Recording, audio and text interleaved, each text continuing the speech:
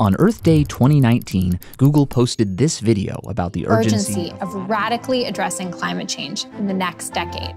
This is Kate Brandt. She used to be Obama's chief sustainability officer, and now she works to make Google a global leader in reducing or even eliminating our dependence on raw materials and fossil fuels. Google's growing data centers need more energy every year. In 2012, just 34% of that power came from renewables. But by 2017, they got that up to 100%. They've also managed to lower their total energy use with some help from a branch of artificial intelligence called machine learning. A computer program takes in lots of data and trains itself to operate the centers as efficiently as possible. Here's energy use under human supervision and when the AI is in charge. The more data the AI trains on, the better it gets at reducing energy use. But here's the thing. This same technology can be used to automate lots of other tasks like fossil fuel discovery and extraction. And while Google is using AI to increase the efficiency of its operation, it's also using it to try and get as much oil and gas out of the ground as possible. In 2018, Google hired Darryl Willis, a veteran of British Petroleum, to lead its new oil, gas, and energy division. Willis explained, "Our plan is to be the partner of choice for the energy industry." They've already signed a deal with Total, one of the world's biggest oil companies, to develop AI that will streamline oil and gas exploration and production. And Google's not alone. Microsoft and Amazon are also teaming up with the fossil fuel industry. Big tech has entered the oil business.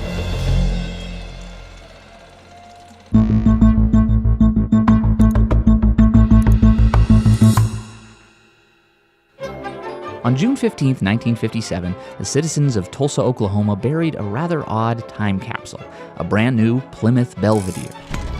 Sealed inside among commemorative plates, ashtrays, t-shirts, and books that captured the spirit of the times was a 16mm film reel. It showed a Martian visiting the United States and learning that oil and competition made the nation prosper. Also included in the capsule were gasoline and motor oil. In 1957, it seemed like a very real possibility that these products wouldn't be around in 50 years when the Belvedere was scheduled to be disinterred. Newspapers around the country were reporting that America's oil production would soon fall off. And as that cartoon Martian learned, discoveries of new reserves were rare. Only 1 well in 9 finds any oil at all, and only 1 in almost 1,000 makes a major discovery. Oil has always been really hard to find. America's first oil well was drilled in 1859 near a particularly greasy creek in Pennsylvania. It was obvious there was oil seeping up from the ground here, but it took Edwin Drake over a year and all his money to find a measly little pocket of black gold. Still, his discovery triggered an oil boom, and a Pennsylvania paper was soon explaining that the substance could illuminate, lubricate, make candles, and cure most diseases from which humanity suffers.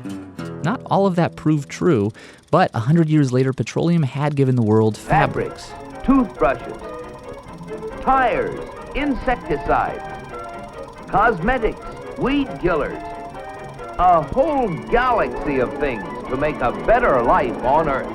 And of course, fuel.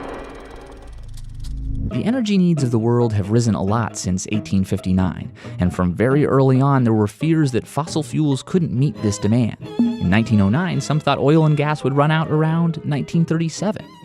In 1937, U.S. oil supplies were supposed to disappear by 1952, and so on as fossil fuels became more and more essential in everyday life. Predictions of a crash kept coming, but somehow the oil kept flowing. I couldn't imagine how this ever-increasing supply of oil was achieved until I found out that there's not just one, but thousands of oil companies, all competing with each other to discover and develop new sources of oil. From the earliest days, competing companies invested in better technology to extract fossil fuels, better drills, better pumps, and they developed better techniques for finding new oil reserves, creating seismic vibrations to see underneath the ground, using satellite LiDAR to reveal hidden structures, detecting subtle changes in the Earth's gravity and magnetism. Thanks in part to these advances, by 2007, when a very rusty Belvedere was exhumed, global oil production was still on the rise. In the US, it did look like oil was finally petering out until investment in new technology, fracking and horizontal wells in vast shale formations, brought it roaring back. Today, once again, if we just rely on current reserves and current tech, oil production will start to falter. But if new technology lets us squeeze more out of the reserves we already have and find new sources of oil, we'll be able to meet the growing demand. It's just a matter of funding the next technological leap. Of course, there's a problem with using fossil fuels to meet the world's energy needs: climate change. Oil, gas, and coal are a time capsule of a different sort, sealing ancient carbon deep below the Earth. When humans open that time capsule and burn those fossil fuels, carbon re-enters the atmosphere as the greenhouse gas, CO2. Since 1859, CO2 levels have shot up, and so has the planet's temperature. If we keep going like this, if we burn all the fossil fuels we currently have access to, models suggest that the Earth could warm somewhere between 6.4 and 9.5 degrees. And so climate activists say there's only one thing to do.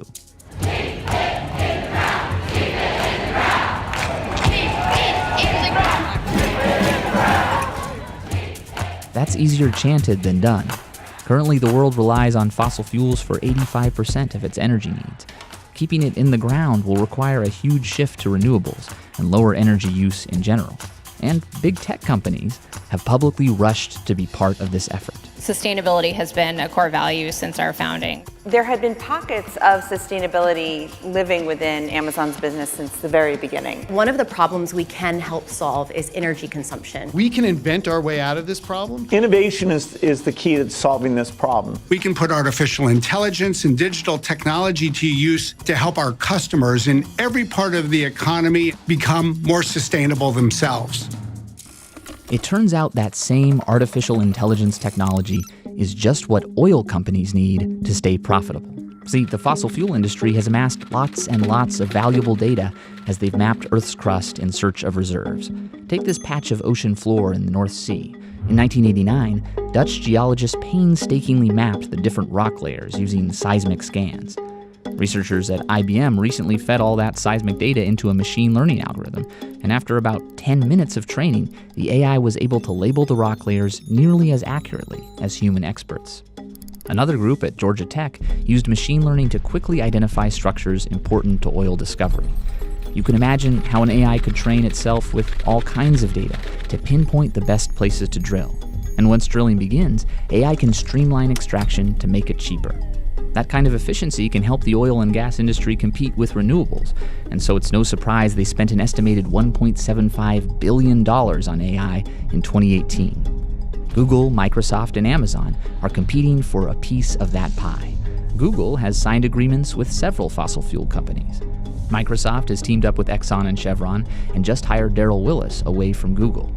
And Amazon, who already provides cloud services to BP and Shell, is marketing its ability to accelerate and optimize exploration, drilling, and production of oil and gas. While they talk up their commitment to sustainability, big tech is making sure the world can keep burning plenty of fossil fuel. And if you have both of these things, any goal is possible. It's Destination Unlimited.